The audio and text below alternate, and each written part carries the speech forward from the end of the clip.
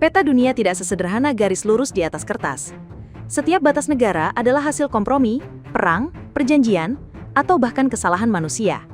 Mari kita jelajahi perbatasan paling aneh dan wilayah unik di dunia. Pertama, Lesotho di Afrika. Bayangkan satu negara kecil sepenuhnya dikelilingi oleh Afrika Selatan. Lesotho dijuluki kerajaan di atas langit karena seluruh wilayahnya berada di ketinggian lebih dari 1000 meter. Negara ini tetap merdeka sejak abad ke-19 karena perlindungan Inggris. Dan sampai sekarang, siapapun yang keluar atau masuk Lesotho harus melewati Afrika Selatan terlebih dahulu. Dengan populasi sekitar 2 juta orang, Lesotho adalah contoh enklave sempurna, negara di dalam negara. Kedua, Kaliningrad di Eropa. Ini adalah wilayah Rusia yang terjepit di antara Polandia dan Lituania, terpisah jauh dari Rusia daratan. Mengapa bisa begitu? Setelah Perang Dunia II, Uni Soviet mengambil alih wilayah ini dari Jerman.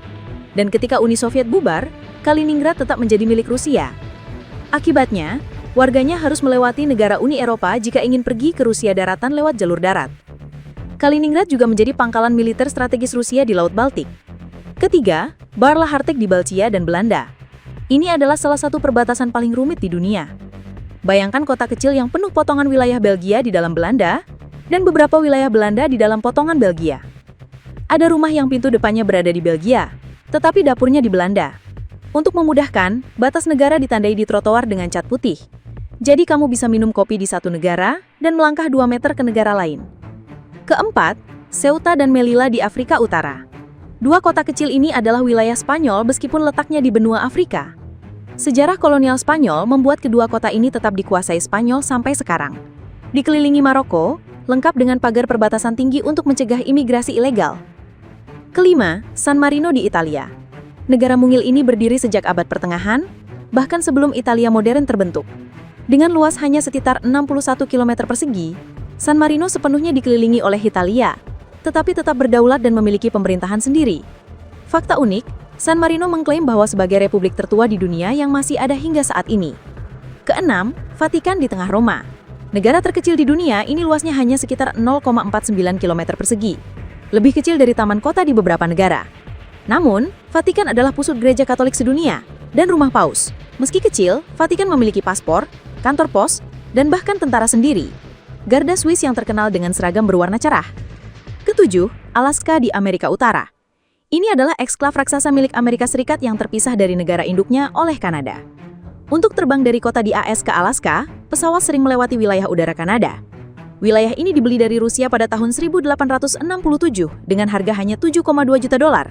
Persetujuan yang saat itu dicemooh, tetapi ternyata Alaska kaya sumber daya alam seperti minyak, gas, dan emas. Kedelapan, Gambia di Afrika Barat. Lihat peta Afrika Barat. Ada satu negara kecil yang mengikuti aliran sungai Gambia, dikelilingi sepenuhnya oleh Senegal kecuali bagian pantai kecil di Atlantik.